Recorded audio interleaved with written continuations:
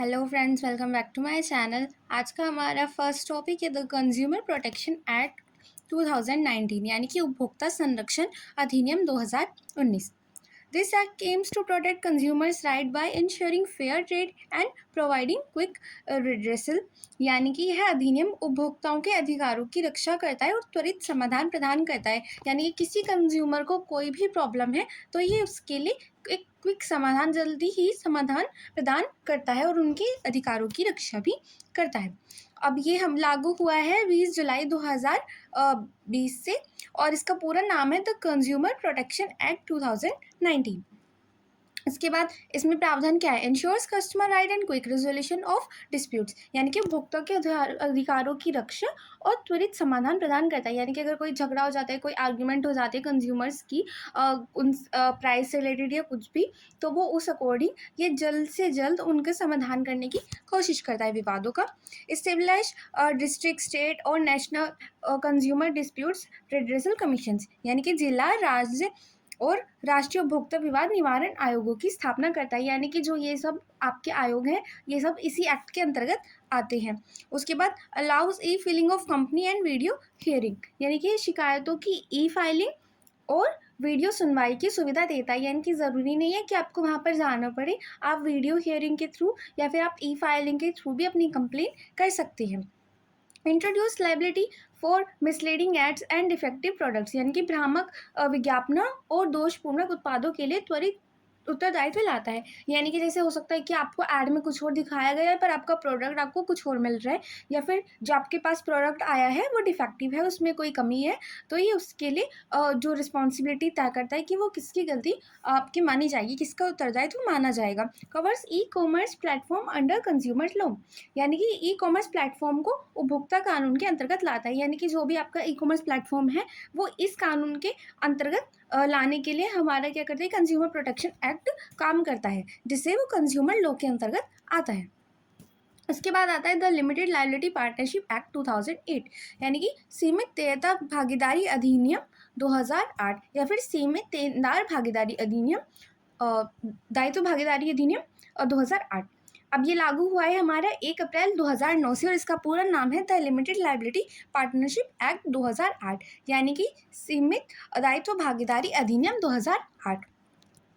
अब ये क्या करता है? This act regulates working hour condition and rights of employees in shops and commercial setups, यानी कि यह अधिनियम दुकानों और व्यावसायिक प्रतिष्ठानों में काम करने की शर्तें और कर्मचारियों के अधिकारों को नियंत्रित करता है। यानी कि वो कितने देर काम करेंगे, क्या कंडीशन होगी, क्या वहाँ पे उनकी सेफ्टी के लिए रखा जाएगा, क्या उनको जो सुविधाएं हैं वो देनी आपके लिए आवश्यक होंगी, उन सबको ये जो है उन सब के लिए रूल्स बनाता है। LLP combines benefits of company and partnership, यानी कि एक एलएलपी क्या होती है जिसमें कंपनी और साझेदारी दोनों की विशेषताएं होती हैं।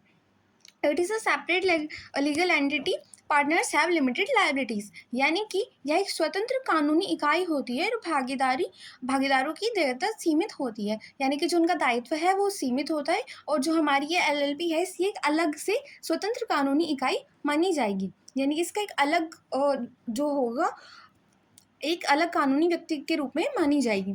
उसके बाद minimum 2 partners required, no maximum limit, यानी कि एलएलपी में कम से कम 2 भागीदार होने चाहिए और मैक्सिमम की कोई सीमा नहीं, कितने भी भागीदार हो सकते हैं। उसके बाद designated partners must have DPIN and fulfil compliance duty, यानी कि नामांकित भागीदारों के पास डीपीआईएन एक नंबर होता है होना चाहिए एंड उन्हें कानूनी अनुपालन पूरा करना चाहिए। यानी कि जो भी उनकी फॉर्मेलिटीज़ होती हैं, लीगल फॉर्मेलिटीज़ एलएलपी में अपने आप को बनाने के लिए, तो उन सब के पास वो सब रूल्स फॉलो करने चाहिए और उन सब के पास डीपीआईएन होना चाहिए। Easy to form, low compliance cost, suitable for startups, यानी कि स्थापना में ये सरल है, कम अनुपालन लागत होती है और ये स्टार्टअप के लिए उपयुक्त है। यानी कि अगर आप शुरू करना चाह रहे हैं, छोटा सा बनाना चाह रहे हैं कंपनी को अपनी, तो एलएलपी उसमें काफ़ी अच्छी रहती है। इसके बाद आती है the UP shops and commercial establishment act, यानी कि उत्तर प्रदेश दुकान और वाणिज्य प्रतिष्ठान अधिनियम। ये लागू हुआ है 1962 में। इसका पूरा नाम है the Uttar Pradesh shops and commercial establishment act 1962, 1962। This act regulates working hour condition and rights of employ in shops and commercial setups. यानी कि ये जो अधिनियम है वो दुकानदारों और व्यवसायिक प्रतिष्ठानों में काम करने की शर्तें और कर्मचारियों के अधिकारों को नियंत्रित करता है कि वहाँ पे काम करने की क्या शर्त होगी, कैसा इन्वायरमेंट होगा, क्या उनको सुविधाएं मिलेंगी, कहाँ पर आपकी शॉप्स पर और कमर्शियल सेटअप्स पर, ये उन सबको नियंत्रित करता है।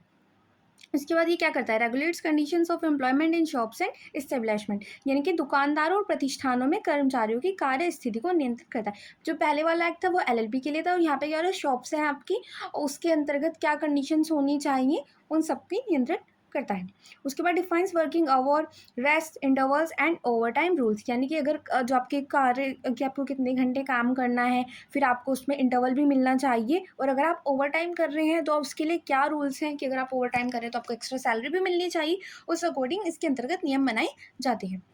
Provides for holidays, leave with पे एंड वीकली रेस्ट डे। यानी कि साप्ताहिक अवकाश, सवेतन छुट्टी, यानी कि आपको अगर आप छुट्टी ले रहे हैं उस दिन तो आपको पैसे आपके पूरे मिलेंगे, और अवकाश का प्रावधान करता है। यानी कि आपको किस दिन आपको छुट्टी मिल जाएगी वीक में, आपका वीकेंड में। उसके बाद registration of shops and commercial units is mandatory. यानी कि दुकानदारों और प्रतिष्ठानों का पंजीकरण अनिवार्य होता है। यानी कि अगर आप कोई शॉप खोलने या फिर आप कोई कमर्शियल यूनिट बना रहे हैं, प्रतिष्ठान बना रहे हैं, तो उन सब के लिए आपका रजिस्ट्रेशन होना ज़रूरी है। उसके बाद ensures health, safety and welfare of employees. यानी कि कर्मचारियों के स्वास्थ्य, सुरक्षा और कल्याण की गारंटी देता है। आप स्वास्थ्य में वहाँ पे आपको जहाँ पे उनका वर्क प्लेस है वहाँ पे अच्छा इन्वायरमेंट होना चाहिए, हाइजीनिक होना चाहिए। आप सेफ्टी के लिए जैसे फायर एक्सटिंक्शंस होते हैं ये सब होने चाहिए, और वहाँ पे उनके साथ अच्छा व्यवहार किया जाना चाहिए। ये सब इसी के अंतर्गत आते हैं। आई होप आपको आज का वीडियो अच्छा लगा हो। Thank you for watching.